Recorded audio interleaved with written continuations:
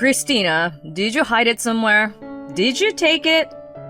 My husband Elliot, his face flushed with anger, accuses me. His newly purchased cherished luxury watch has disappeared from the shelf where it was stored. It wasn't me.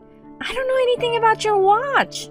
Who else could it be? You say you're working at home every day, but I don't even know what you're actually doing. Give it back, thief. I told you, I didn't take it.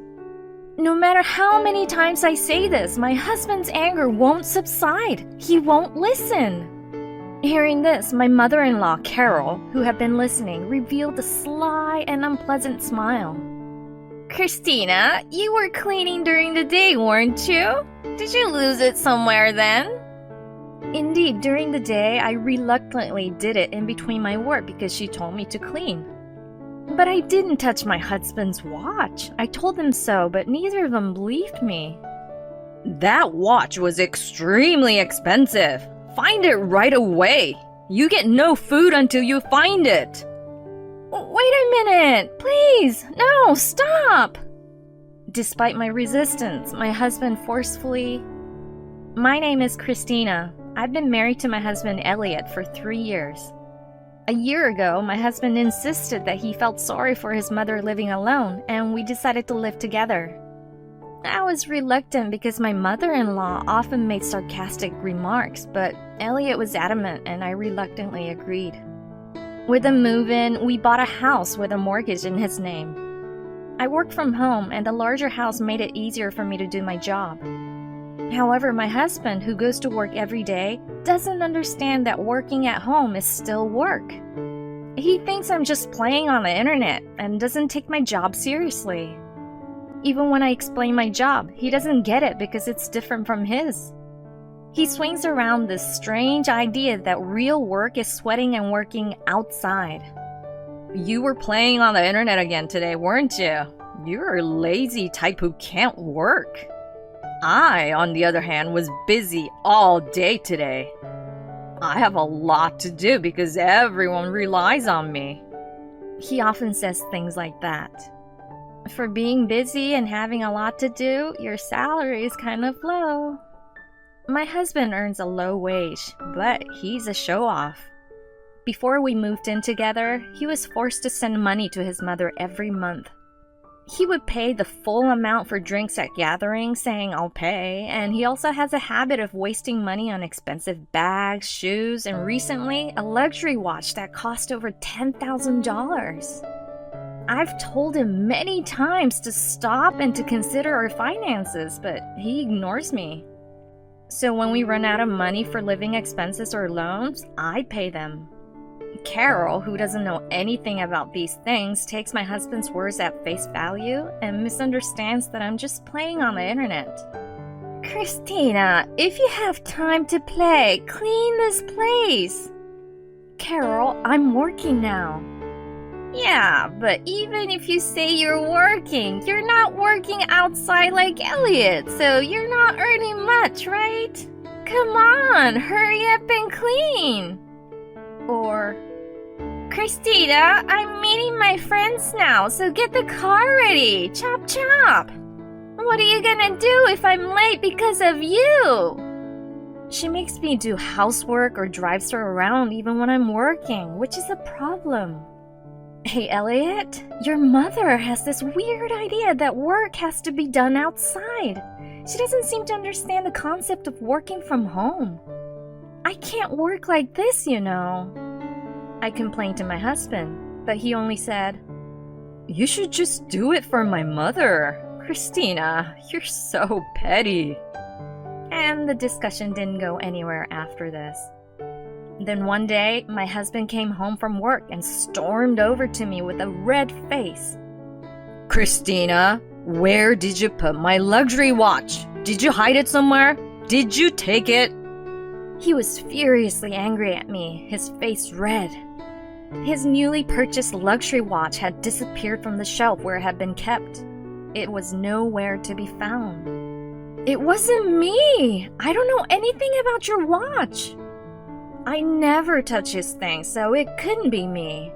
But my husband was convinced I had done it. Who else could it be? You say you're working at home every day, but I don't even know what you're actually doing. You rifled through my shelves and took it, didn't you? Give it back, thief. Like I said, I didn't take it. No matter how many times I said this, his temper wouldn't subside. He wouldn't listen. Carol, who had been listening to our conversation, showed a sly and unpleasant smile. Christina, you were cleaning during the day, weren't you? Did you lose it somewhere then? Indeed, during the day, I reluctantly cleaned in between my work because she told me to do so. But I didn't touch my husband's watch. I told them so, but they didn't believe me.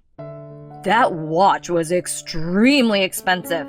Find it right away. You get no food until you find it. Wait a minute! Please, stop! Open up! Please! No way. Start looking in this room first. And he locked me in the room. I searched the house thoroughly, but I couldn't find his watch. Elliot, I'm hungry. No, I told you, no food until you find it. I couldn't leave the house, so I couldn't go out to buy anything, and I was being watched, so I couldn't eat in secret. I ended up going 24 hours without food.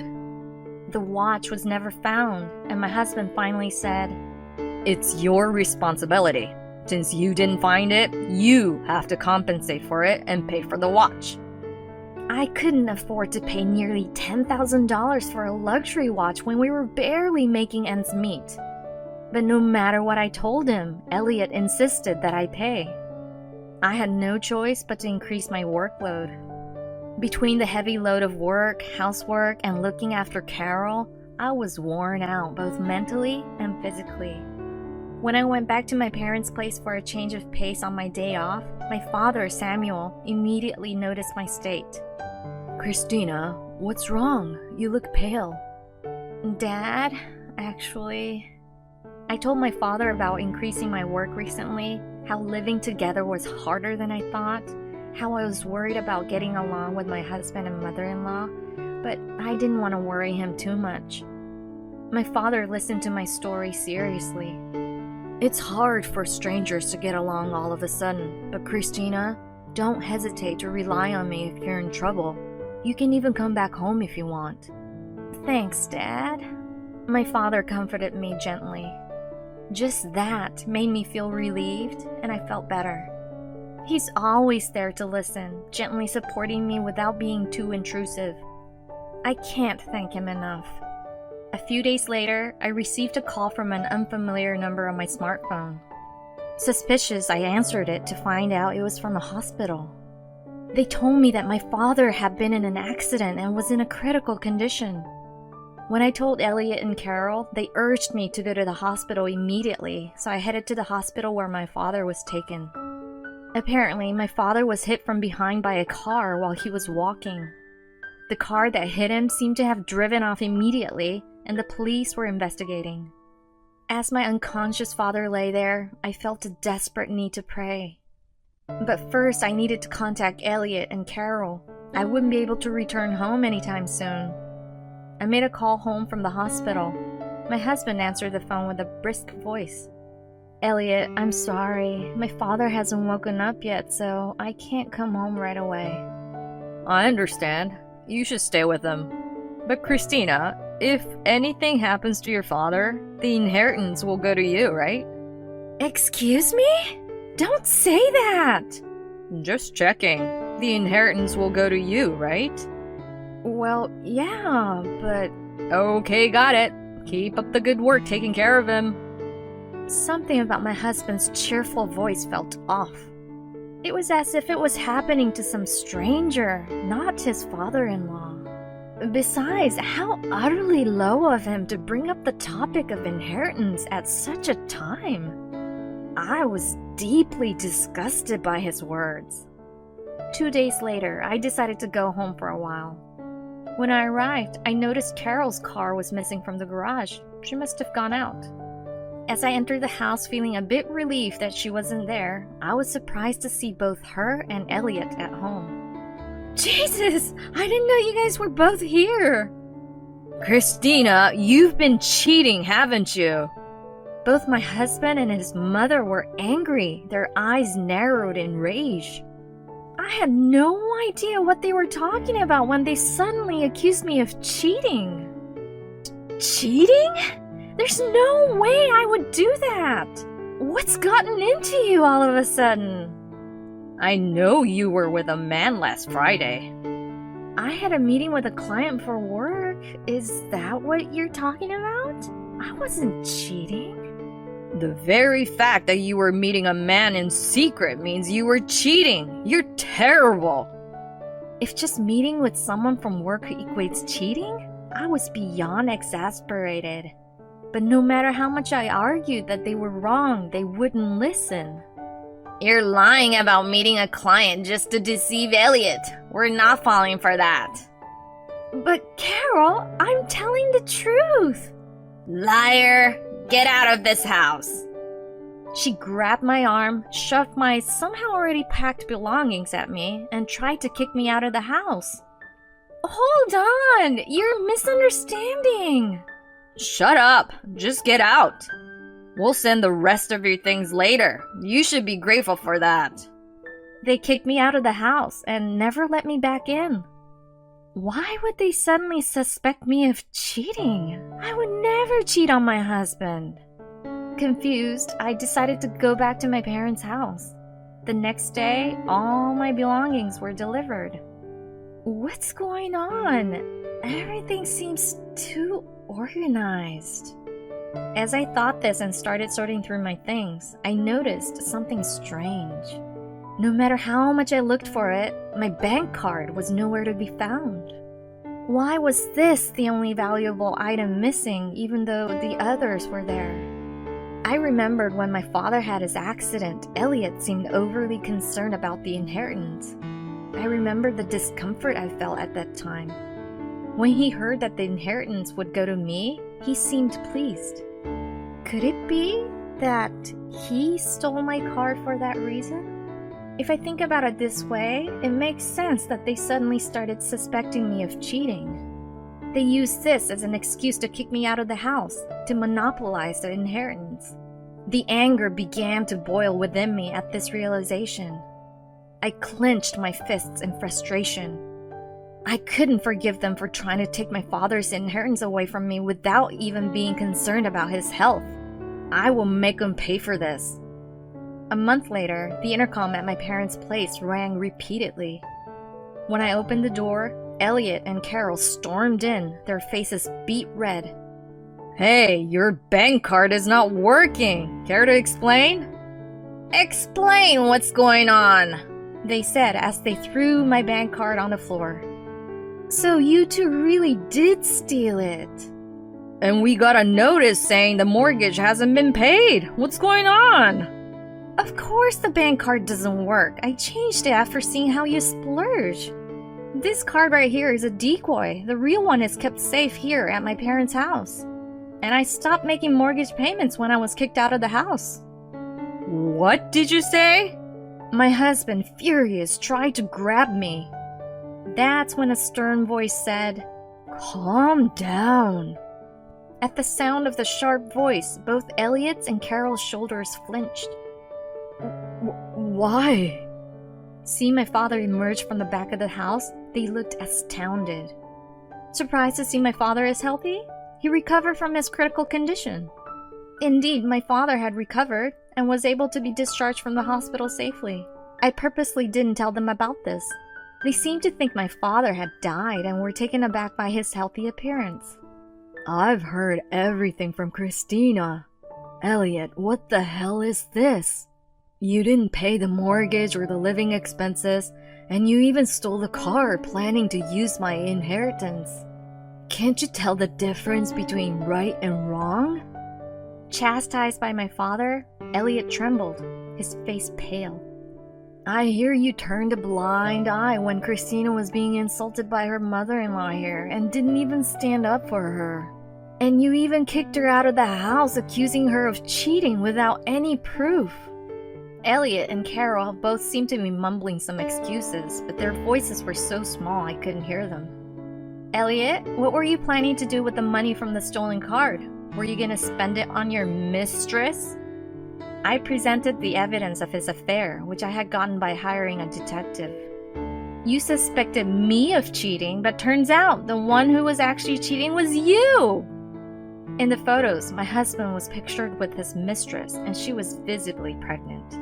After being kicked out of the house by my husband, I started to investigate why he was so desperate for the inheritance, and I found out he was having an affair. It seems that some of his extravagant spending was on his mistress. Your mistress is pregnant with your child. Who's the terrible one now? I guess you were planning to divorce me after you got the inheritance, weren't you? Fine, let's go ahead and divorce then. Of course I'll make sure to claim damages. When I mentioned the word divorce, both my husband and mother-in-law began to panic.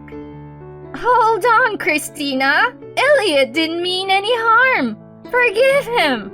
Let's live together happily again! That's right. My mom was just being strict because she cared for you. Let's be a family of 3 again. They tried to close in on me, defending each other. How dare they suggest living together again? The mere thought sent chills down my spine. When Carol tried to grab my arm, I shook her off. As she stumbled, something fell out of her pocket with a clatter. What the? Isn't this the luxury watch Elliot was looking for? Care to explain, Carol? With a guilty expression on her face, she picked up the watch. This is, She fumbled for an excuse, but it was clear from her flustered state that she had stolen it. Mom, you told me Christina stole it, but it was actually you who stole it? Oh, come on. You were also the one who tried to steal Christina's bank card. I'm not the bad guy here. It's all your fault, Mom. What are you talking about? It all started because you, Elliot, were complaining about not having enough money, and your allowance was too small. I did all this for you. I thought Christina's dad was certainly going to die after the way he was hit. Then we could get the inheritance, and I was planning to return the watch without selling it once we got the inheritance. My father and I exchanged looks at her words. Are you saying you caused my father's accident? Did you hit me with your car? She hung her head with a startled expression. Her face was drained of color, and she was shaking. I suddenly remembered when I returned home from my father's hospital, her car was not in the garage. It was Carol who hit my father. She must have taken the car for repairs. After this, Carol was arrested by the police. As expected, her motive was the inheritance. Afterwards, I successfully divorced my husband. I received a hefty amount of compensation. My ex-husband ran out of savings and couldn't pay the mortgage, so he had to give up the house. Even though he remarried his mistress, his ostentatious and condescending attitude didn't change, and they've divorced. I heard from someone that he's struggling significantly with the alimony and child support. I have absolutely no sympathy for him. Rather, seeing him, I learned that if you make others unhappy for your own vanity and money, you will certainly face retribution. As for me, I met a wonderful person afterwards, and am now living happily ever after.